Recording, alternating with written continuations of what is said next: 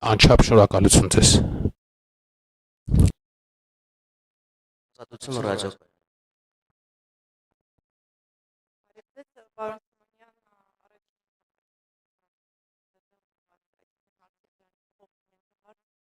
Ալբանիայում վարչապետ Նիկոլ Փաշինյանը շփումներ ունեցավ, թե ոչ պաշտոնական, բայց շփումներ ունեցավ Ադրբեջանի նախագահի հետ։ Տևական ժամանակ է փաստաթղթի համաձայնեցումից հետո հատկապես չէր եղել դեմարդեմ որևէ հանդիպում։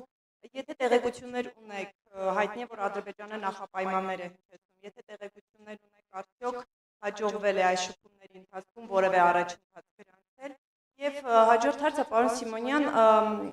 Ադրբեջանից հայտարարություններ են հնչում, որ տարածաշրջանում որևէ երրորդ ուժի ռազմական ներկայություն այլևս անհրաժեշտ չէ եւ խաղաղության հաստատման համար նրանց դուրսբերման մասին են խոսում։ Սա ընդդիմությունը հայտնի է, որ նախկինում ադրբեջանական կողմը այս մասին խոսում էր նաեւ դիտորդների համատեքստում, բայց ընդդիմությունից հնչում են հայտարարություններ, որ այս նաև ռուսական ռազմաբազայի բերմանը։ Ես ուզում եի դուք հստակեցնեիք, արդյոք ադրբեջանական կողմը Հայաստանին ռուսական ռազմաբազան Հայաստանից հանելու նաև պահանջ է ներկայացնում եւ առհասարակ կան այդպիսի քննարկումներ ռազմաբազայի մասով Բաքվի հետ։ Շնորհակալություն։ Հարգելի գործընկերներ, ես շատ կարճ, բայց ես առաջարկում եմ մեր ներքին եւ արտաքին հարցերի շուրջ, որոնք որ չի վերաբերում մեր գործընկերոջ Ես գործընկերոջ ճանապարհելուց հետո ես կմոտենամ ձեզ եւ ձեր բոլոր հարցերին կպատասխանեմ։ Դուք էլ պատրաստվեք, ես էլ պատրաստվեմ դրան։ Ինչ վերաբերում է ձեր ասած հարցին հանդիպման հետ կապված, ես այս բանի տեղեկություններ չունեմ եւ կարծում եմ մինչեւ ձեզ մոտենալը միգուցե կարողանամ որևիցե բան ճշտել եւ ձեզ տեղակայեմ մնացածի հետ կապված նույնպես որևիցե տեղեկություն այս բանի չկա, կհանդիպենք խոսենք, հա։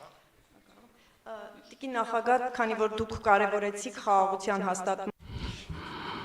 Επειδή αναφερθήκατε στην επίλυση της ειρήνης στην περιοχή και η χώρα σας μεσολαβούσε στο πλαίσιο της Ευρωπαϊκής Ένωσης για την εγκαθίδρυση της ειρήνης στην περιοχή. Πώς βλέπετε τον ρόλο σας, τι μπορείτε να διαδραματίζετε? Ουσιαστικά υπάρχει μια συμφωνία, ένα σχέδιο συμφωνίας, όμως η αζερική πλευρά αντί να υπογράψει την συμφωνία βάζει προϋποθέσεις. Πού βλέπετε τον ρόλο σας της χώρας σας, της Ευρωπαϊκής Ένωσης, έτσι όπου να το φέρουμε το Αζερμπαϊτζάν σε ένα επικοδημητικό πλαίσιο, να μπορέσουμε τελικά να υπογράψουμε αυτή την σύμφωνη, επειδή η Αρμενία έχει υιοθετήσει τον νόμο για την ένταξη στην Αρμενία. Եք Հայաստանի անդամակցությունը Եվրամիությանը կամ դրա համար հայկական կողմը ինչ քայլեր պետք է անի ըստ ձեզ? Շնորհակալություն։ Δεν υπάρχει άλλος τρόπος από την διπλωματία και την ειρήνη. Άρα εμείς στηρίζουμε με κάθε τρόπο την επίτευξη συμφωνίας. Մենք սատարում ենք յուրաքանչյուր կերպով խաղաղության պայմանագիրը երկրների միջև դիվանագիտության շրջանակներում եւ այդ շրջանակներում երկու երկրները կարողանան ուզեմ վստահեցնել ձեզ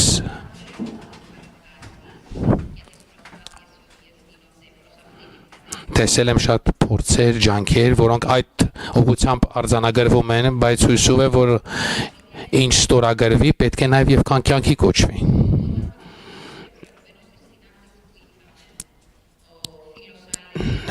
Ընկեր Ալենը երբ որ մեզ տեղեկացրեց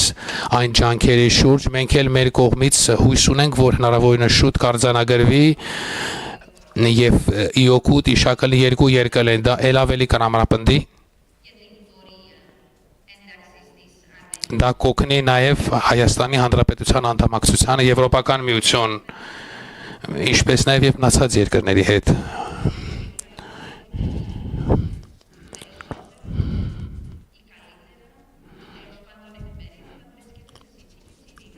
Երբ որ կա խաղաղություն, յուրաքանչյուր երկրում ծաղկում է, զարգանում է, դուք դրա գիտեք դրա մասին։ Դա մեզ հարկավոր է եւ ողջ տարածաշրջանում, եւ դա մեզ հարկավոր է նաեւ Կիպրոսի դեպքում։ Ինչպես դուք գիտեք, Կիպրոսը արդեն 50 տարի է կիսված է, բաժանված։ Կիպրոսն էլ է մեկ օրինակ, որ պետք է հարկավոր է, որ լինի խաղաղություն, կայունություն եւ անվտանգություն։ Եվ դա մենք ցանկանում ենք նաեւ բարեկամ հայ ժողովրդին։ Հնարավորինս շուտ ցանկանում ենք լսել դրական արձագանք, առաջընթաց։ Եվ տարբեր միջազգային կառույցներում յուրաքանչյուր հնարավորությունների դեպքում մենք աջակցում ենք, սատարում ենք այդ խաղաղության պայմանագիրը երկու երկրների միջև։ Հաջորդակցության համար Ֆակրթիվի։ Շնորհակալություն Նարեկ Կիրակոսյան, հարցս ուղղում եմ երկու նախագահներին էլ։ Նշեցիք, որ քննարկել եք Հայաստանի եւ Կիպրոսի միջև համագործակցության մակարդակը հասցնել ռազմավարականի, կխնդրեմ մանրամասնել դա ինչ է նշանակում եւ արդյոք հնարավոր է Հայաստանի եւ Կիպրոսի միջև անվտանգային համագործակցություն, մասնավորապես սպառազինության հետ կապված։ Շնորհակալություն։ Ասեմ, պարոն Կիրակոսյան, որ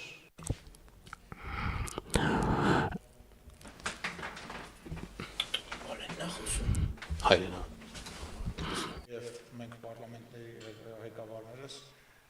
քննարկելիս ռազմավարական գործընկերությունը առաջին հերթին դա նկատի ունեն։ Իսկ մանրամասները ենթադրում են իրար հետ համատեղ շահերի եւ համատեղ մարտավարության ձևավորում եւ համատեղ աշխատանքներ բոլոր միջազգային հարթակներում, այլ ավել մանրամասներ այս պայմանությամբ չեմ կարող բացահայտել, կարծում եմ գործընկերներ մանրամասներ կդժվարանա ասել, դա ենթադրում է նաև կոնկրետ փաստաթղթերով սահմանված փոխհարաբերակցության ձևաչափերի ֆիքսում, արձանագրում, ստորագրում, խորացում, միջպարլամենտական բարեկամական խմբերի համագործակցության մակարդակի փոփոխություն եւ այլն եւ այլն եւ այլն։ Ինչ վերաբերում է ձեր երկրորդ հարցին, պետք է ասեմ, որ մենք Կիպրոսի հետ բավականին վաղուց բոլոր հնարավոր իրավական առումով մեզ հնարավորություն տրված համագործակցությունը արդեն իսկ իրականացնում ենք եւ ակնհայտ է, որ այսօր վա միջազգային մարտահրավերները, որոնք ունի օրինակ Կիպրոսը եւ ունի Հայաստանը, մենք լիակատար ընկալում ունենք եւ լիակատար աջակցում ենք եւ այդ աջակցությունը եւ համագործակցությունը նաեւ արտացոլվում է մեր համապատասխան գերատեսչությունների աշխատանքի եւ տրամաբանության մեջ։ If you have something to Շատ լավ արձանագրեց ընկեր Ալենը, ինչպես եւ խորհրդանական մակարդակով, ինչպես մնացած գերատեսչությունը պատկերացրեք, որ խորհրդանական համագործակցությունը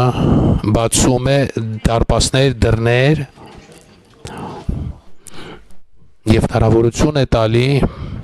երկրներին ռազմավարական համագործակցության, այդ իսկ պատճառով մենք մասնակցում ենք տարբեր միջազգային հարթակներում միասին խորհրդանական ձևաչափով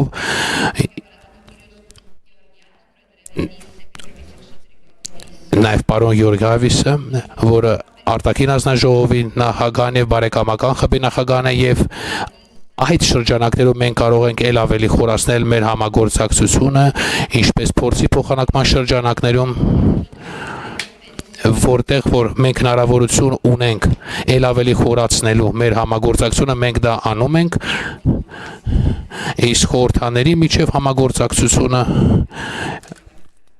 մենք ընդունեցինք առաջարկը ել ավելի խորացնելու եւ բարձրացնելու համագործակցությունը ռազմավարական մակարդակի։ Շնորհակալություն։ Տիկին նախագահ, արդյոք հետևում եք Բաքվում ընթացող Արցախի ռազմաքաղաքական ղեկավարության շինծու դատավարությանը, ինչ դիրքորոշում ունեք եւ ձեզ համար մտահոգիչ չէ, որ այնտեղ պահվող հայ ռազմագերիների իրավունքները հիմնարար խախտվում են, տեղի ունենում փակ դատավարություն, ցուցմունքներ են կեղծվում եւ արդյոք կոչ կանեք Ադրբեջանին ազատ արձակել հայ ռազմագերիներին։ Շնորհակալություն։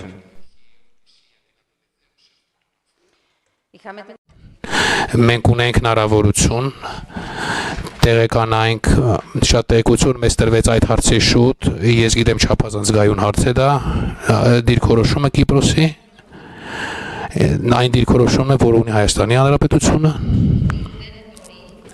Այսինքն, որ մենք չենք կարող համաձայնվել այն ամեն ինչ հակադրում է միջազգային իրավունքին, մարդու իրավունքներին։ Եվ դա մեզ սկզբունքային դիրքն է յուրաքանչյուր հարցի շուրջ։ Հույս ունեմ, որ այն ինչ որ տեղի ունենում իր հանգուցալուծումը մոտ ժամանակներում կգտնի, որովհետև իսկապես կարծում եմ ընդունելի է 2025 թվականին մենք քննարկենք կամ տեսնանք նմանատիպ դրսևորումներ եւ պատկեր։ Ես իզուր չէ, որ ասում եի Անիտան իմ ընկերն է եւ Անիտան Հայաստանի Հանրապետության ընկերն է, որովհետեւ ինքը եզակի մարդկանցից մեկն է, որ յուրաքանչյուր միջազգային հարթակում իր ելույթների ժամանակ խոսել է եւ վստահ եմ շարունակելու է պաշտպանել հայկական շահը, հայկական տեսակետը, ասեմ ավելին, եզակի մարդն է, ով Դուբլինում կայացած համաժողովի ժամանակ, որը համընկավ Ղարաբաղից տեղահանման, հայ ժողովրդի տեղահանման հետ, այդ ձայնն է բարձրաձայնել, այդ հարցն է բարձրաձայնել եւ սրանով է նաեւ ձևավորվել ու ձևավորվում իմ եւ մեր վերաբերմունքը Կիպրոսին, Կիպրոսի մեր գործընկերոջը, որի համար կրկին շնորհակալություն եմ հայտնում։ Ձեզ մենք շատ բարձր ենք գնահատում այն ամեն ինչ, որ դուք արել եք եւ անում եք Հայաստանի համար։ Շնորհակալություն։ Շնորհակալություն, հարցերն ավարտվեցին։